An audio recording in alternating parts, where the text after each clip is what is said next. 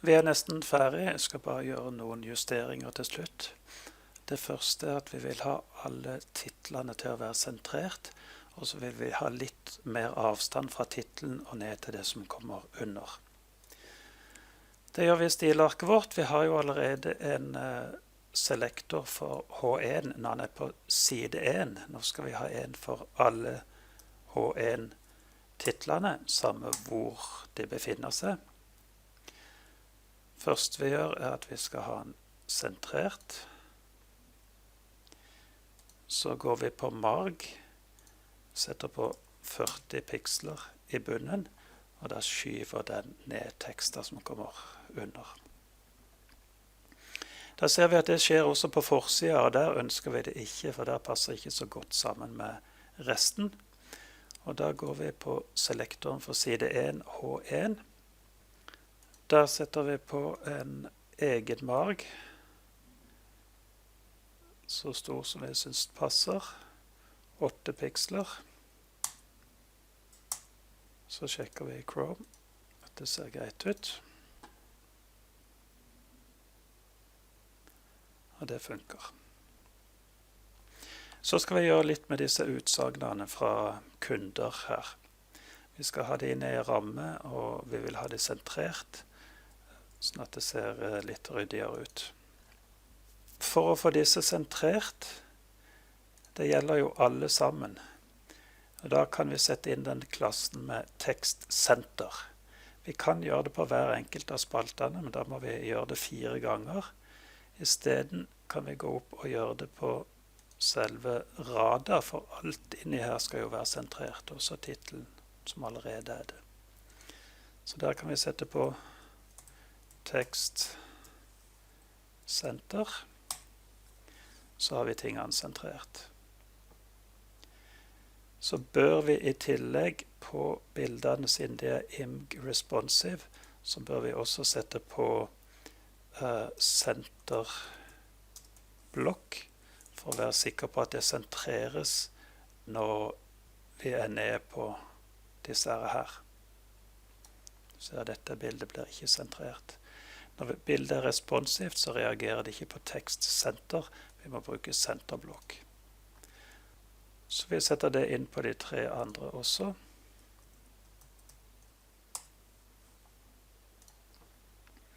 Så skal vi ha inn ramme, og det er da også et eget opplegg for i Bootstrap. Det ligger under Components.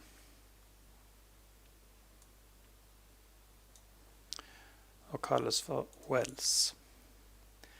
Det er en sånn grå bakgrunn med en ramme og så litt padding inn til tekster. Vi kan velge normal padding eller ekstra stor padding eller ekstra small. Og så kan vi eventuelt i stilarket vårt justere fargen på den bakgrunnen. Det eneste vi behøver å gjøre, det er å ha en div, og der setter vi på class er lik well. Vi kan gjøre det rett på koll, men da vil vi ikke få noe avstand mellom disse rammene, og det ønsker vi jo å ha. Så derfor tar vi i stedet og setter en div rundt innholdet inni koll. Det vil si vi skal ikke ha med selve div koll 3 og sluttdiven der. Vi skal bare ha det på innholdet inni her. Insert div. Og på den diven setter vi på well. Da har vi fått en fin bakgrunn på den. Så må vi gjøre det samme på de 3 andre. Her har vi selve spalta. Her begynner bildet. Dette er innholdet som er inne i den. Setter en div rundt der. Og på den diven setter vi well.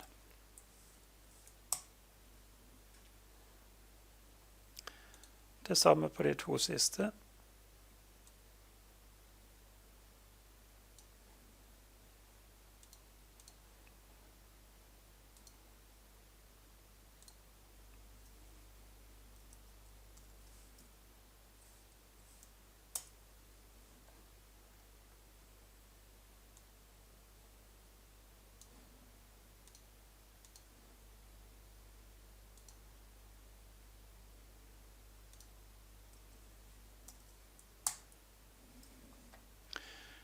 Da er den siste på plass. Vi sjekker i Chrome. Går rett til side 4. Og der har vi de på plass. Og de er responsive og tilpasser seg bredda på skjermen. Blir full bredde når vi kommer ned på små skjermer. Så skal vi se litt på denne footeren. Den er jo alt for stor og kraftig til å fungere som en footer. Nå har den class side, og så har den ID side 5. ID-en her er grei. Men i stedet for class side her, den sletter vi, og så oppretter vi en klasse som vi kaller footer. Så kan vi styre den separat. Og da mister vi med i gang litt av paddinga, og det er greit. Noe padding må vi ha i topp og bunn, men kanskje ikke mer enn 20 piksler. Vi kan godt ta 40 i bunn, så vi har litt ekstra på slutten av skjermen her. Så endrer vi den H1-taggen til en H3. Den ble litt mindre dominerende. Vi tar litt smalere bredde, setter ned på Col SM10. Så vil vi ha det sentrert. Det kan vi godt gjøre i selve CSS for footer. Gå på tekst, tekstsenter. Så vil vi ha litt mindre tekst, så vi tar først footer P, altså P-tekst når den er i footeren. Der setter vi ned fontstørrelsen til 0,8 M. Så tar vi H3-titlen også.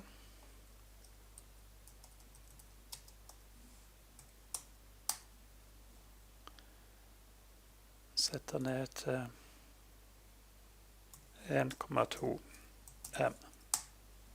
Sjekker i Chrome.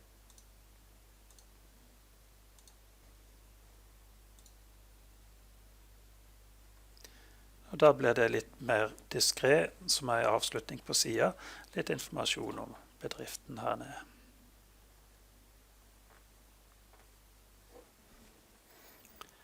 Helt til slutt så skal vi se litt på de mulighetene vi har med bakgrunnsbilder på en sånn single page website.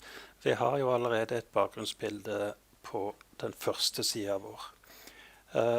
Og vi har to muligheter med sånne bakgrunnsbilder. Enten at bildet følger med når vi scroller oppover, sånn at teksten alltid står på samme sted i bildet. Vi har også den muligheten å la bildet stå fast mens vi scroller siden. På bildet så har vi noe som heter background attachment. Nå er vi på det som har med bakgrunner å gjøre, på side 1. Standard her er scroll, men vi har muligheten fixed. Og hvis vi ser hvordan det ser ut i Chrome, så blir det sånn som dette. Bildet står stille, og teksten scroller opp igjennom. Det kan av og til være en fin effekt, særlig hvis vi har flere bakgrunnsbilder på siden. Så hvis vi nå går tilbake på dette, la det bare være scroll, standard. Men vi setter på et bakgrunnsbilde på bodytaggen, der vi pleier å ha bakgrunnsbildene.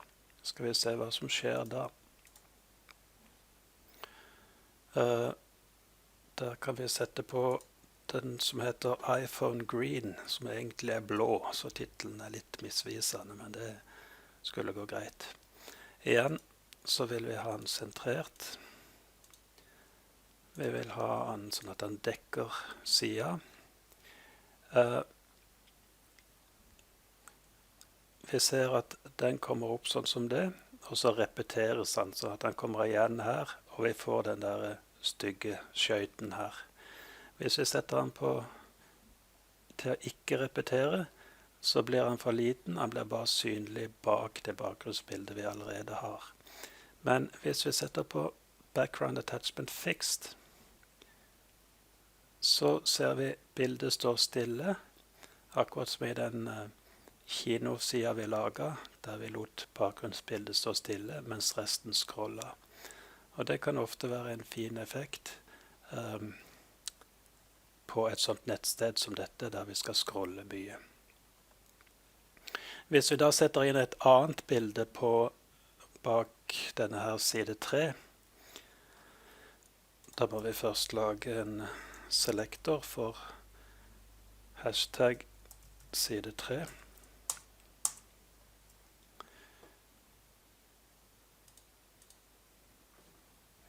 Vi kan sette på dette som heter Cloud Sky, som er en himmelbakgrunn, bare for å se. Det ser sånn ut foreløpig. Vi setter også dette sentrert sideveis, men dette kan vi ha i bunnen vertikalt, for det er et landskap nede i bunnen der som vi ønsker å ha med. Bakgrunnsstørrelse igjen, cover, no repeat, og så kan vi prøve med fixed på det også. Så ser vi i Chrome hva som skjer. Når vi ruller ned, så gjør vi synlig bakgrunnsbildet. Ruller igjen, så gjør vi synlig et bilde som liksom ligger bak der igjen. Ruller videre, så blir bakgrunnsbildet synlig. Så vi har mange muligheter til å få forskjellige effekter med disse bakgrunnsbildene når vi velger mellom enten å la det følge med scrollinga, eller la det stå stille, altså fixed. Og vi kan velge hvor vi vil ha, og hvor mange bakgrunnsbilder vi vil ha bak innholdet vårt. I dette tilfellet så funker det vel best egentlig uten disse bakgrunnsbildene i det hele tatt. Så i Dreamweaver så sletter vi de som har med bakgrunnsbildet her på side 3 å gjøre.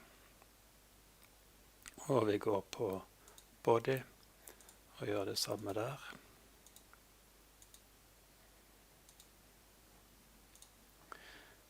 Så er vi tilbake til sida sånn som vi hadde. Men husk å eksperimentere litt med bakgrunnsbilder, med de forskjellige måtene å bruke de på, og se hva som gjør sida mest spennende.